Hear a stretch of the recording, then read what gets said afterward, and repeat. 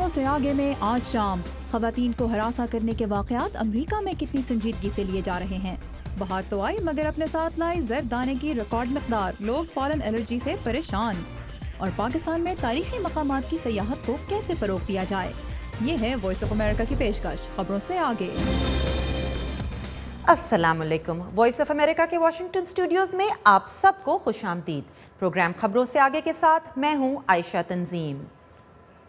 پاکستان میں خواتین پر تیزاب پھینکنے کے واقعات اکثر خبروں کا موضوع بنتے رہتے ہیں. اسی مسئلے پر بنائی گئی ایک ڈاکیومنٹری فلم سیونگ فیس پر پاکستانی فلم میکر شرمین عبید کو اس سال آسکر بھی ملا ہے.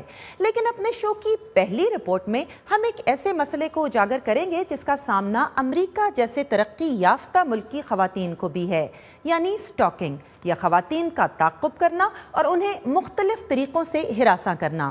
سارا زمان اپنی اس رپورٹ میں بتا رہی ہیں کہ امریکہ میں سٹاکنگ کو کتنی سنجیدگی سے لیا جاتا ہے.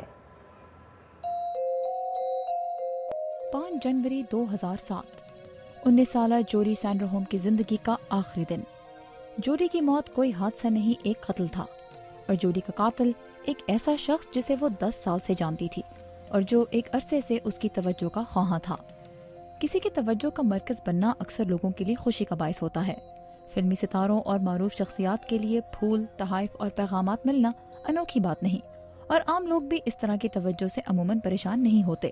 لیکن جب ان phone calls, text messages, e mails اور خطوط میں بھیجنے والے کا جنون اور غصہ جھلکنے لگے اور کوئی شخص زبردستی تحائف اور ملاقات کا سلسلہ جاری رکھے, تو یہ صورتحال محبت نہیں, ایک ایسے جرم کی شکل اختیار کر لیتی ہے جسے امریکہ میں سٹاکنگ یا پیچھا کرنا کہتے ہیں. مشیل گارسیا کا تعلق واشنگٹن کے national centre for victims of crime کے سٹاکنگ ریسورس سینٹر سے ہے. یہ ادارہ ایسے افراد کی مدد کرتا ہے جن کا کوئی ان کی مرضی کے خلاف مسلسل پیچھا کر رہا ہو. اس میں بہت سے مختلف رویے شامل ہیں, جیسے کسی کو بار بار فون کرنا, ان کی ملازمت کی جگہ پہنچ جانا, ان کے گھر کے پاس سے گزرتے رہنا, انہیں خط, ٹیکسٹ میسج یا فیس بک کے ذریعے پیغامات بھیجنا.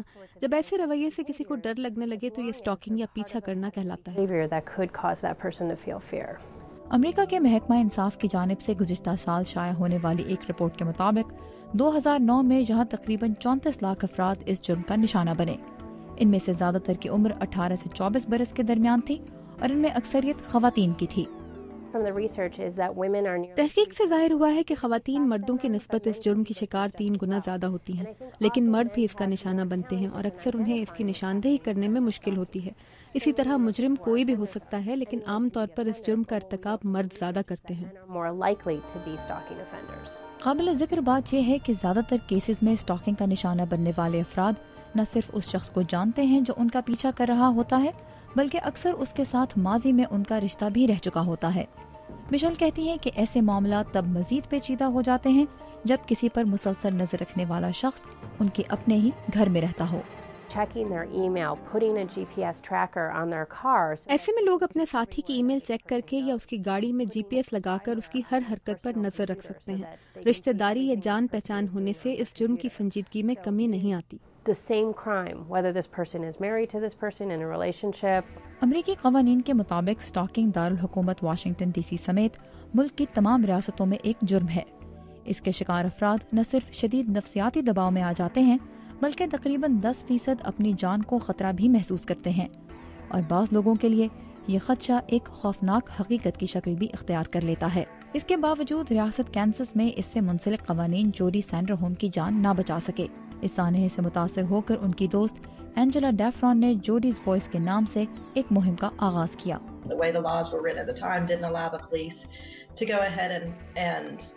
اس وقت کے قانون کے مطابق پولیس تب تک کسی شخص کو گرفتار نہیں کر سکتی تھی جب تک وہ واضح طور پر خطرناک نہ ثابت ہو جائے.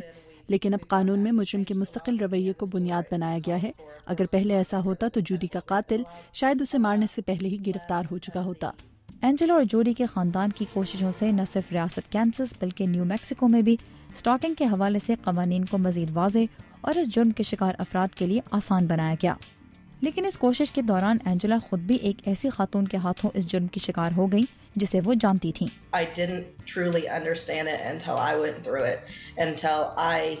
मुझे इस जुर्म की नौयत का अंदाज़ा तब हुआ जब मैं खुद इसका निशाना बनी। जब मेरे फ़ोन की घंटी बजती, मुझे ईमेल आती या मेरे घर के पास से कोई गाड़ी गुजरती तो मुझे डर लगता। मुझ में उन धमकियों के सच हो जाने का इतना खौफ पैदा हो गया कि मैंने अकेले बाहर जाना छोड़ दिया और ज़िंदगी में पहली मर्तबा पिस्तौल चलाना सीखी। इसके नतीजे में उन्हें रियासत न्यू मैक्सिको में अपना घर बार छोड़कर अमेरिका की जनूब मगरबी रियासत नेवाडा मुंतकिल होना पड़ा। मिशेल गार्सिया कहती हैं कि पीछा करने वाले शख्स के खिलाफ अदालत की जानिब से दूर रहने का हुक्मनामा हासिल करने के अलावा अपनी रिहाइश, फ़ोन नंबर, ईमेल एड्रेस और रोज़मर्रा की रूटीन बदल कर मुतासरा अफराद मुजरिमों की पहुँच से बड़ी हद तक दूर हो सकते हैं। लेकिन आज तो सोशल मीडिया जैसे फेसबुक और ट्विटर के जरिए भी मुजरिम आप तक पहुँच सकता है। These days we are seeing social networking playing some sort of aspect in stalking. Social networking भी अब इस जुर्म में किरदार अदा कर रही है। मुजरिम आपके वेब पेज के जरिए ये देख सकता है कि आप कब किससे क्या कह रहे हैं। वो इसके जरिए आपको पैगामात भेज सकता है और आपके नाम से पेज बनाकर आपकी शनाख्त भी चुरा सकता है। Or in some cases actually taking over her social networking site and posing as her and posting items. इसीलिए मिशेल फेसबुक और ट्विटर पर अपने बारे में बहुत ज़्यादा मालूमात शाया ना करने का मशवरा भी देती हैं। इंटरनेट पर आज जोडी सैंडरहोम जैसी कई कहानियां मौजूद हैं। इस जुर्म के हवाले से आगाही फैलाने के लिए बहुत सी तंजीमें और वेबसाइट्स भी मौजूद हैं। ताहम एंजेला डैफ्रॉन महसूस करती हैं कि अमरीकी मुआशरा इस जुर्म को अब भी संजीदगी से नहीं ले रहा। पीछा करने का लफ्ज आज किसी को बहुत तलाश करने के मानों में भी इस्तेमाल किया जाता है। ऐसा नहीं होना चाहिए। इस जुर्म का नाम आम गुफ्तगू का हिस्सा जितना ज्यादा बनेगा उतना ही मुआशरा इसके सद्दबाब के बारे में कम संजीदगी से सोचेगा। मिशेल गार्सिया कहती हैं कि आपका ताल्लुक ख्वाह किसी भी मुल्क या मुआशरे से हो, अगर आप महसूस करते हैं कि कोई शख्स ज़बरदस्ती आपसे ताल्लुक कायम करने की कोशिश कर रहा है या आप पर मुसलसल नज़र रख रहा है, तो मदद के लिए ज़रूर आवाज़ उठाइए और किसी ऐसे इदारे या शख्स से रुजू कीजिए जिस पर आप भरोसा कर सकते हैं, क्योंकि ज़हनी सुकून और अपनी जान का तहफ़्फ़ुज़ आपका हक़ है और इसकी हिफाजत मुआशरे की जिम्मेदारी। सारा ज़मान, उर्दू VOA, वाशिंगटन। मौसम है बहार का, मगर ये मौसम अपने साथ लाता है पॉलन एलर्जी। ब्रेक के बाद हम आपको बताएंगे कि पॉलन एलर्जी से निजात कैसे मुमकिन है। हमारे साथ रहिएगा।